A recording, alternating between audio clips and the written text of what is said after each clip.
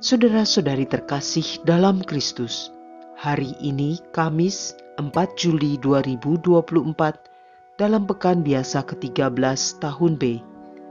Bacaan dibawakan oleh Serafina Pranadi, Mazmur dilantunkan oleh Antonia Jovita Ari, dan renungan ditulis oleh Innocentius Henry. Selamat menekuni Sabda Allah. Mari kita semakin mengasihi, semakin peduli, semakin bersaksi.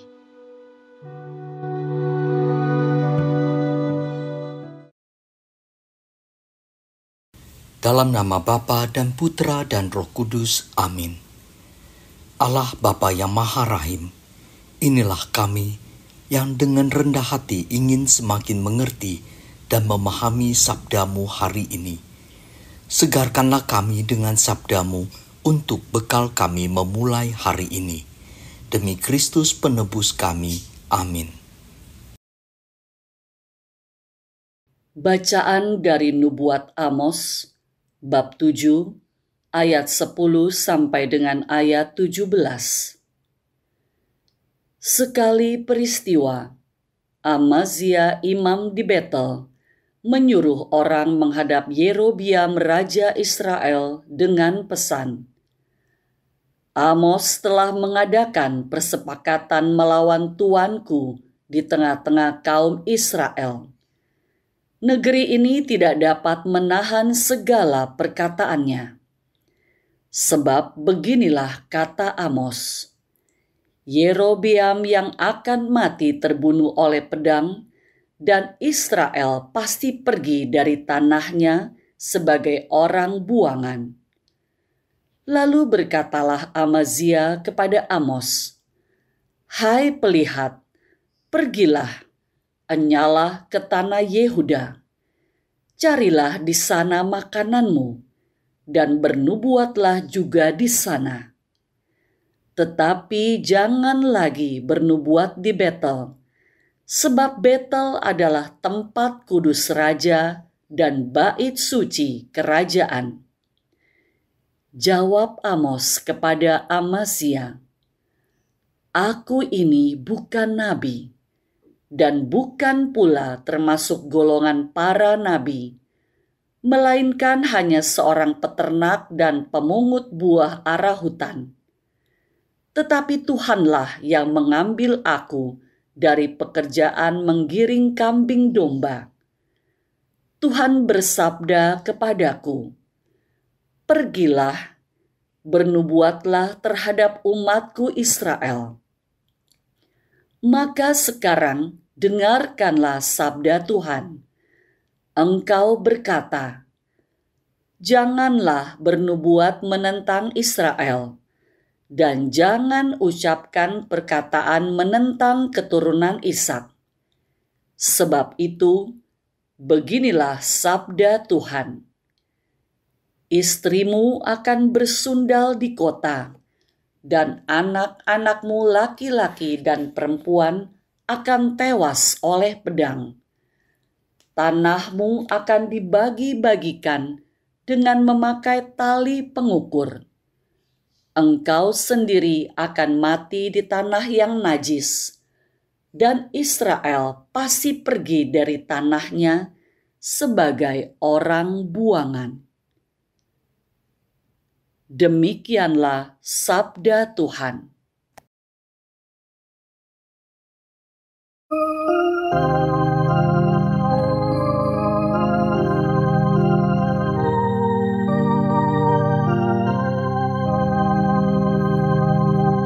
Keputusan Tuhan itu benar, adil selalu.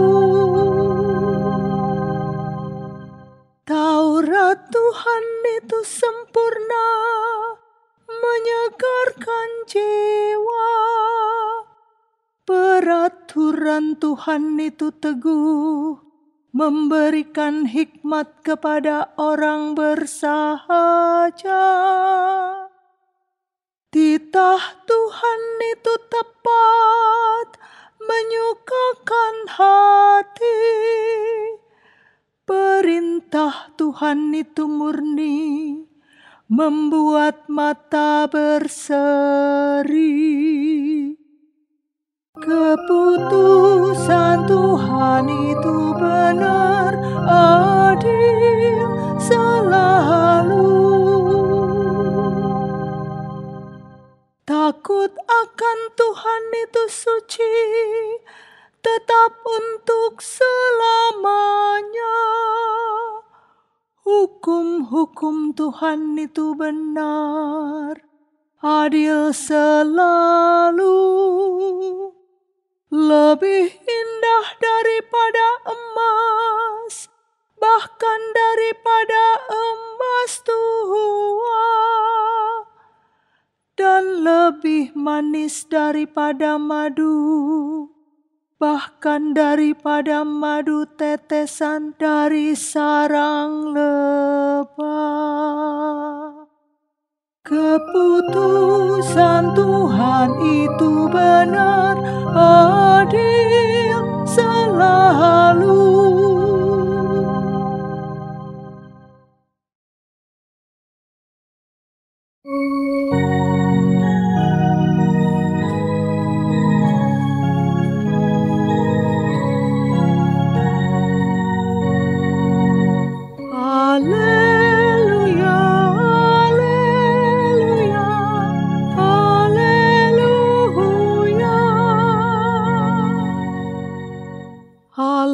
Mendamaikan dunia dengan dirinya dalam diri Kristus dan mempercayakan warta perdamaian kepada kita. Haleluya, haleluya, haleluya, haleluya.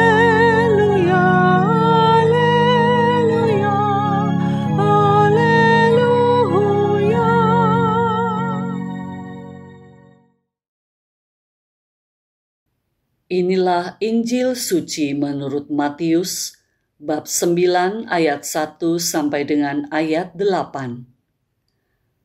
Pada suatu hari, Yesus naik ke dalam perahu lalu menyeberang. Kemudian sampailah ia ke kotanya sendiri. Maka dibawalah kepadanya seorang lumpuh yang terbaring di tempat tidurnya.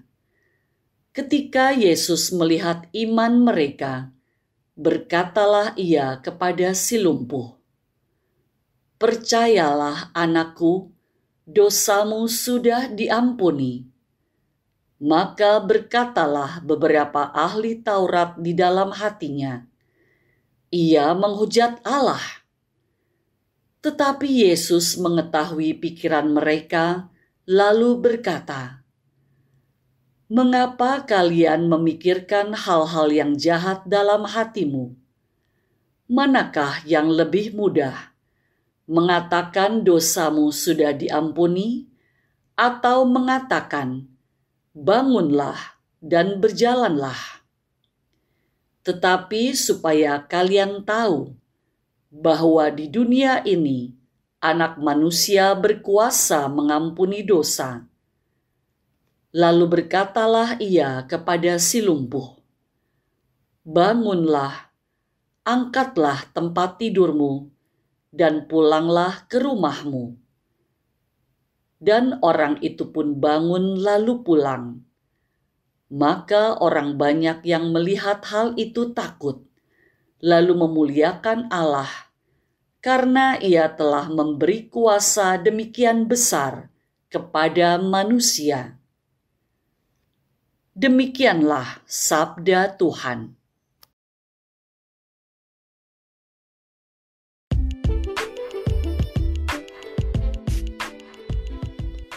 Tuhan yang memulihkan dan menyembuhkan.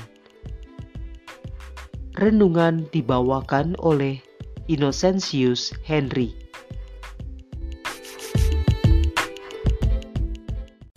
Beberapa tahun lalu ketika mengikuti suatu retret, saya masih ingat ada seorang fasilitator memberikan kesaksian tentang hidupnya yang dipulihkan Tuhan.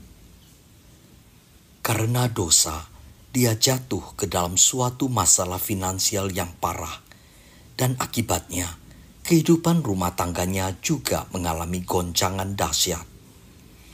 Namun setelah bertobat, pelan-pelan kehidupan rumah tangganya berangsur harmonis dan pulih. Walaupun secara finansial dia belum berjaya seperti dahulu, namun dia sungguh merasakan kasih Tuhan yang luar biasa yang selalu menyertainya. Tuhan sungguh tahu apa yang diperlukannya terlebih dahulu, yaitu pulihnya kehidupan berkeluarga.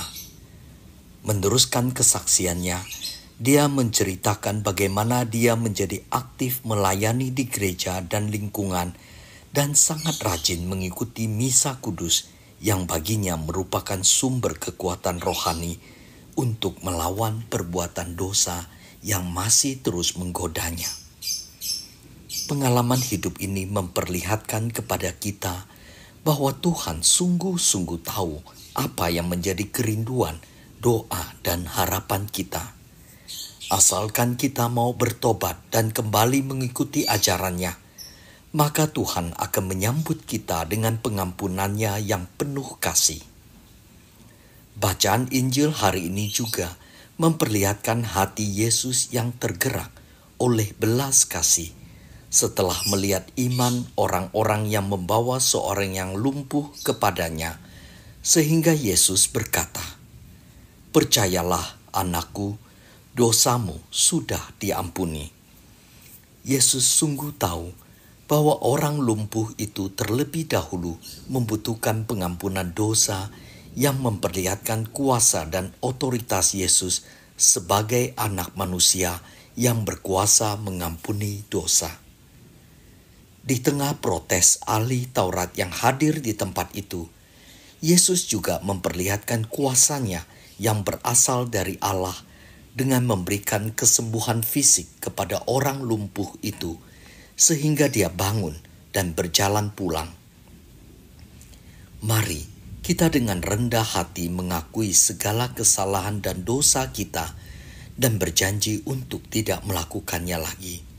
Maka percayalah, belas kasihan dan pengampunan Tuhan akan tercurah kepada kita. Pulihnya hubungan kita dengan Tuhan Sang Pencipta akan mengawali pemulihan-pemulihan yang lain.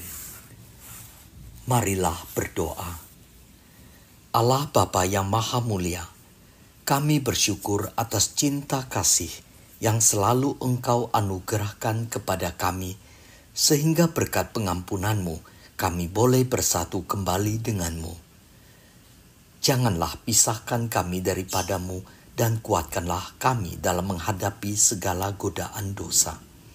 Demi Kristus Tuhan kami yang hidup dan berkuasa bersama Dikau dalam persatuan dengan Roh Kudus sepanjang segala masa. Dalam nama Bapa dan Putra dan Roh Kudus. Amin.